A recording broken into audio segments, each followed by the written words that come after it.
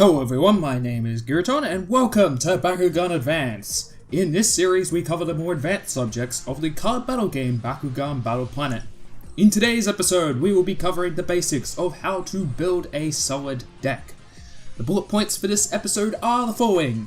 Part 1 will cover the rules of deck building, Part 2 will cover ratios, Part 3 will cover B power over damage, Part 4 will cover synergies and tech cards, Part 5 will cover testing and analyzing, and Part 6 will cover the hard choices and getting help from others. Part 1.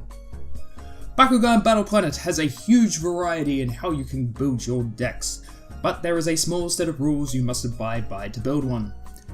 These are all in the basic rule booklet you get with any starter kit or card collection box, but let's go over them just to make sure we are all on the same page.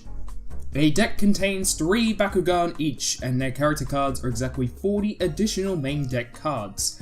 The cards in this 40 card deck must all share a faction with a Bakugan in your deck. The Bakugan must all be unique, with faction, ultra and core variants of Bakugan all being unique, so you can use an ultra Bakugan and a core Bakugan that represent the same creature, and you can have 2 Bakugan of different factions but the same mold, as long as there is no Bakugan that share faction and full card name on their character card. Additionally, no card in the deck can be at more than 3 copies of the exact same card. Note that unlike other TCGs, names are not an indication of a unique card, but names, factions, and effect decks are all used to denote uniqueness. This is why you can run 3 of Dankuzo from Battle Brawlers and 3 of Dankuzo from Resurgence, but you can't run just 6 of Dankuzo from Battle Brawls. As long as your deck follows these rules, it is legal. But this video isn't about what you can put in a deck, but rather what you should put in a deck. Part 2. In many card games, especially one with drafts formats, there is often some guidelines to help players build decks that are balanced. In MTG, you have the 1/3 rule of lands and bread. In Cardfight Vanguard, you have grade ratios. In Bakugan, with its rather open set of deck building rules, players have already developed a set of guidelines to help new players, and that is the deck building ratios. Let's go over them all.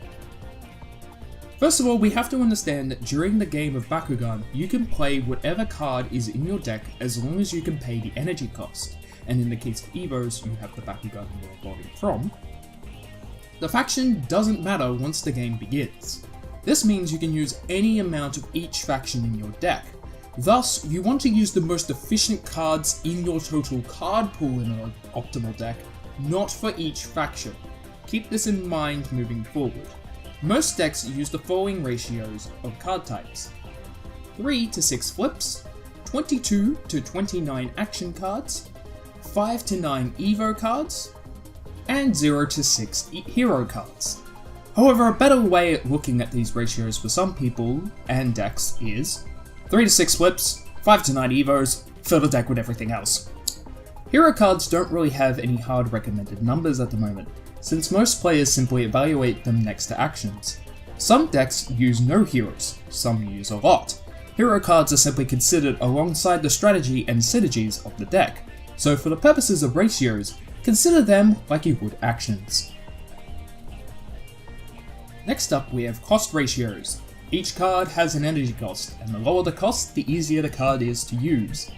This is known in most games with a mana system as a curve. Now Bakugan is a very tempo heavy game, meaning you really want to have a lot of cheap cards in the deck. Here is my recommendation of ratios for energy cost in your deck. 0 cost cards. Have 0 to 6 of these. 0 cost cards don't often have a huge impact on the game, but good 0 cost cards are really good. So if your faction has 1 or 2, consider them highly, especially reroll ones. 1 cost. 6 to 15 of your 1 cost cards is a good ratio. There is a lot of good 1 cost cards in Bakugan, and being able to win early and late games with them makes 1 cost highly valuable. 2 cost. 6 to 15 of your 2 cost cards, because like 1 cost cards, 2 cost cards are cheap and effective enough to warrant using a lot of. 2 costs often make up the bulk of most Bakugan decks, and you often end up using more 2 cost cards than 1 cost cards. 3 cost. 6 to 9 of your 3 cost cards, because while they are good to use, 3 cost cards are on the edge of what is considered cheap. So while you want a few 3 cost cards, you don't want as many as your lower cost cards. Do note most good flips are 3 to 4 costs. I recommend considering them separate from the cost ratios overall because of this. 4 cost. I use 0 to 6 4 cost cards. 4 cost cards are officially where the game considers a card expensive, but still low cost enough that you will likely play them in nearly every game, so some 4 costs are fairly worth it. 5 costs. I try to avoid 5 costs as much as possible. This is about 0 to 3. 5 cost cards are often only used if the deck has them as a key part of their strategy. Pyrus and Ventus have a lot easier time playing 5 cost cards over other decks, but often when you play a 5 cost card, you won't be able to play another card that turn, so they have to be impactful the turn they are played. An example of a good 5 cost card is Titan Dragonoid used with the core variant. It's very powerful with its combination with Dan, and often shifts games drastically because of it. 6 cost cards or higher, you try to use as little of these as possible, again 0 to 3. Anything above 5 costs is officially too expensive to consider in a balanced deck, and if you do have any, you should expect to only be able to play 1 per game. Control decks, especially Ventus ones, have an easier time playing these cards, but they can still cause trouble if there are too many of them. Consider these only if your deck really wants them. Finally, the last guideline is the maximization of your cards. You want as many cards at 3 as possible, with most decks running about 10 to 12 3-obs and 2 to 5 2-obs. This means you are most likely to get the card you actually need during a game and not run into redundant cards that won't help in most situations. Building decks with these guidelines should keep your deck balanced in terms of how many of each card you should run. They aren't hard rules though, so you can really go wildly against these and still have a good deck. What you do need to win though is B-Power. Part 3. B-Power boosts are way better than damage boosting cards, just straight up.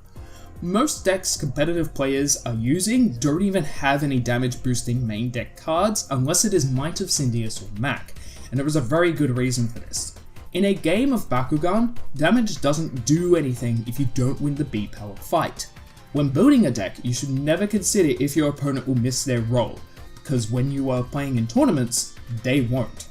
So if every turn is a brawl, you want to be able to win the brawl, and damaged cards, with the exception of Might and Mac turns, don't win brawls.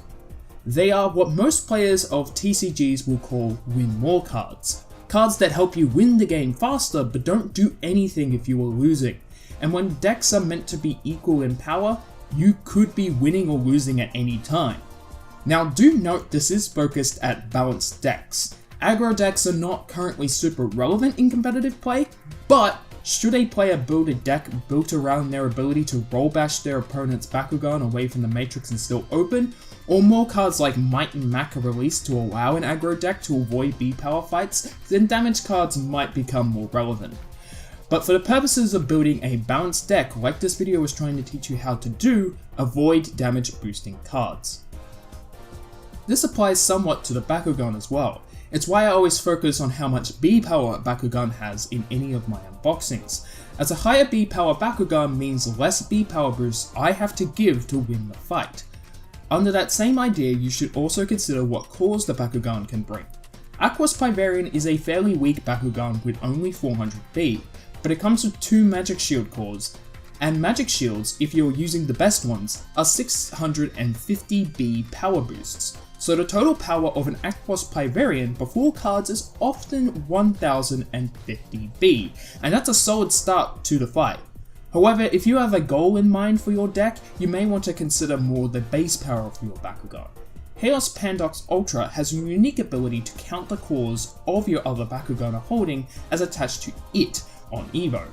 And Pyrus Dragonoid Core has very bad base stats, but its Evo can reach 3000 B power and has a lot of damage output to boot, and this is before any other cards or cores, so sometimes a Bakugan is more than its B power.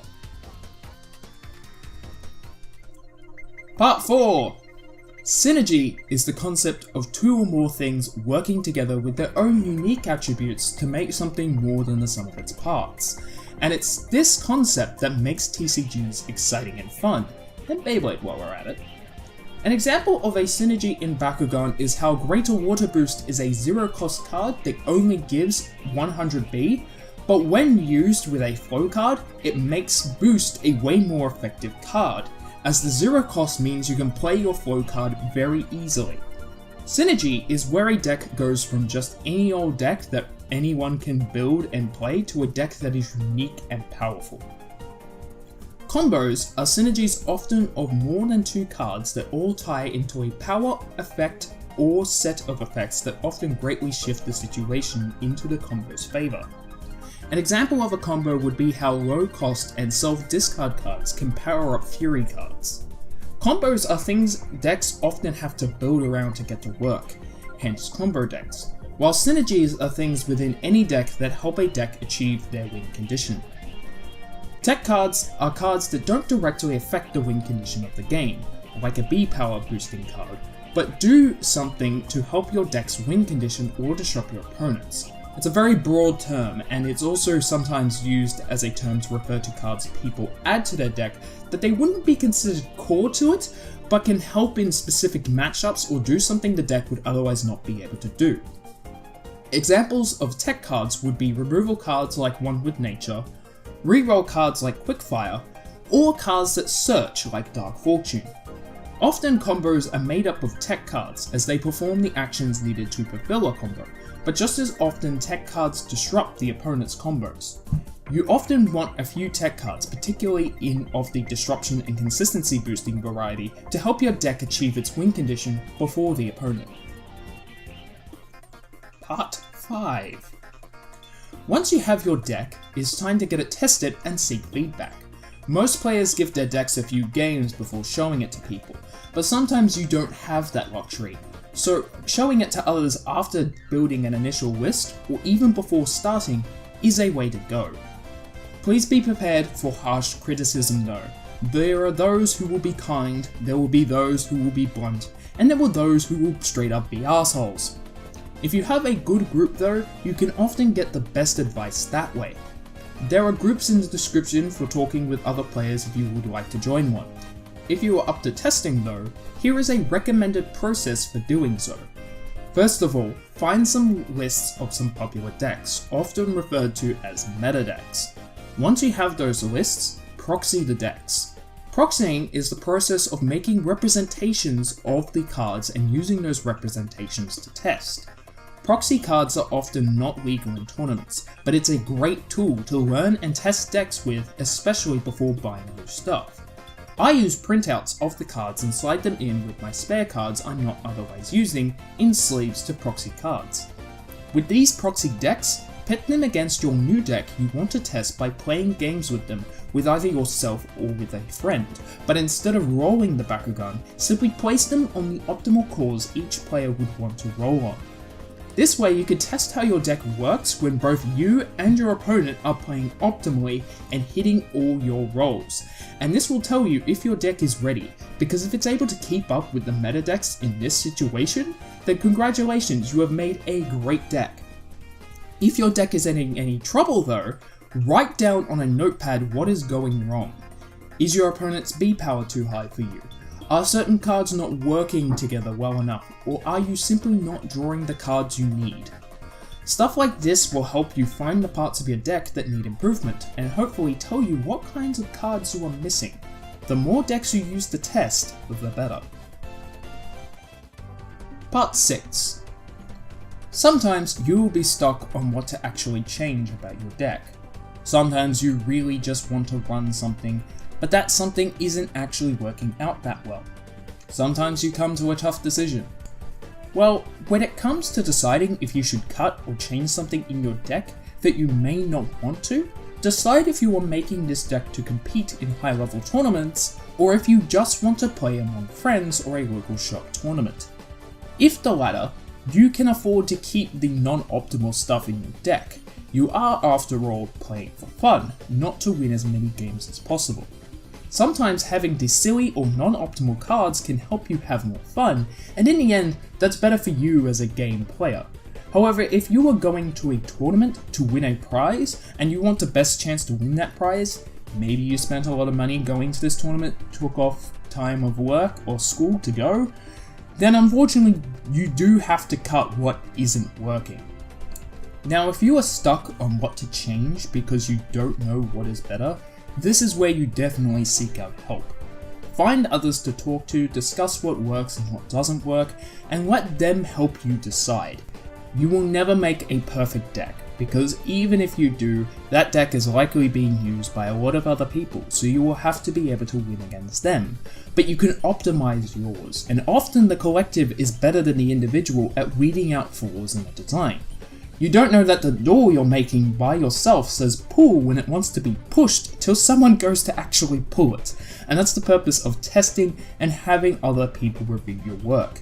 Just remember to be prepared for bluntness. Don't get too attached to your creations, because TCGs are as much a collaborative kind of game as it is a competitive one. So to recap, in part 1 we follow the rules of deck building. In part 2 we have some deck building guidelines that should help you, but remember, you don't have to strictly adhere to them to make a good deck. In part 3 we covered why B.B.T.A is better than damage and how you should consider this for your deck strategy. And in part 4, we covered Synergies, combos, and tech cards and how they help decks.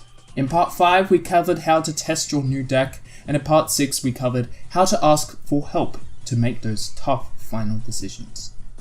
And that's all for today's episode. I hope this helps you build the best decks you can. If you like this video, like and subscribe if you haven't already. Comment below if this helped, if you need more help, or if you have some critique of the video. And if you would like to support the channel and our pages where we try to help events get run for Beyblade and Bakugan, we have a Patreon where you can help donate to our projects. And with that, I will see you next time. Giraton out.